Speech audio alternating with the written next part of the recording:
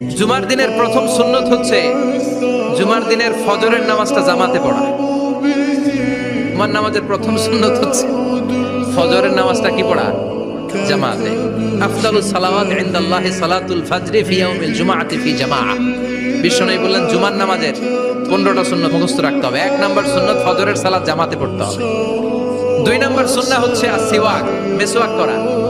মাথরাতুন লিল ফাম মারদাতুন লিররাব, মেসওয়াক করলে দাঁত পরিষ্কার থাকে, আল্লাহ খুশি হয়ে যায়। 3 নাম্বার হচ্ছে দুহুন, তেল মালিশ করবেন। বিশ্বনবী জাইতুনের তেল চুলে আর গায়ে দিতেন।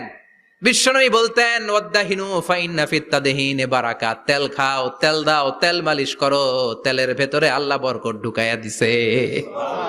4 নম্বরে আত্তিব, জুমার দিনে সুগন্ধি লাগিয়ে যাওয়া সুন্নাত। লাগাবেন? লাগাতে রাজি আছেন? বিরাতু আইনি ফিস সালাহ, নামাজের মধ্যে যখন আমি দাঁড়িয়ে যাই আমার চক্ষুটারে ঠান্ডা করে দেয় কে? আবার বিশ্বনবী বলতেন আরবাউন মিন সুনানিল মুরসালিন, 4টা সুন্নাত সব নবীদের সুন্নাত। 1 নম্বরে আল হায়া মানে লজ্জা। আরেক বর্ণনা এসেছে আল খিতান মানে সুন্নাতে খাতনা, এটা সব নবীদের ছিল। আর সেওয়াক, সব নবীরা মেসওয়াক করেছেন। আর তিব, সব নবীরা আতর লাগিয়েছেন। আর নিকাহ, সব নবীরা বিয়েও করেছেন। চিল্লায় পড়েন আল্লাহু আকবার। লিবাস আহসানা সিয়াব, সুন্দর জামা পরা। নট নেসেসারি যে নতুন জামা হতে হবে, পুরাতন জামাও ধুয়ে আয়রন করে পরলে একটা সৌন্দর্য আছে না নাই? এরপরে ইকসারুস সালাহ আলান নবী, বিশ্বনবীর উপর বেশি বেশি দুরূদ পড়া। বিশ্বনবী বলতেন জুমার দিন শ্রেষ্ঠ দিন, এই দিন আমার উপর বেশি বেশি দুরূদ পড়ো। ফাইন্না সালাতাকুম মা'রুদাতুন আলাইয়া, কেননা তোমরা যে আমার উপর দুরূদ পড়ো, আমি মরে যাওয়ার পরে এই দুরূদগুলো কে পাঠিয়েছে তার নাম, তার বাবার নাম সহ ফেরেশতারা আমার কবরে দিয়ে আসে। সুবহানাল্লাহ। এরপরে বিশ্বনবী বলতেন জুমার দিনে সূরাতুল কাহাফ পড়বা, কাহাফ পড়া সুন্নাহ। সূরাতুল কাহাফ পড়তে রাজি আছেন? রাজি আছেন তো? 18 নম্বর সূরা, কোরআনের একেবারে মাঝখানের সূরা। এরপর আত-তাবকির ইলাল মসজিদ, মসজিদে আগে আগে যাওয়া সুন্নত। আগে যিনি যাবে উনি কি পাবে?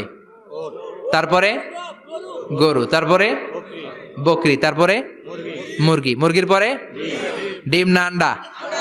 আন্ডা। আল মাশিউ আলাল ইকদাম, বিশ্বনবী বললেন হেঁটে হেঁটে জুমার নামাজে যাওয়া সুন্নাহ।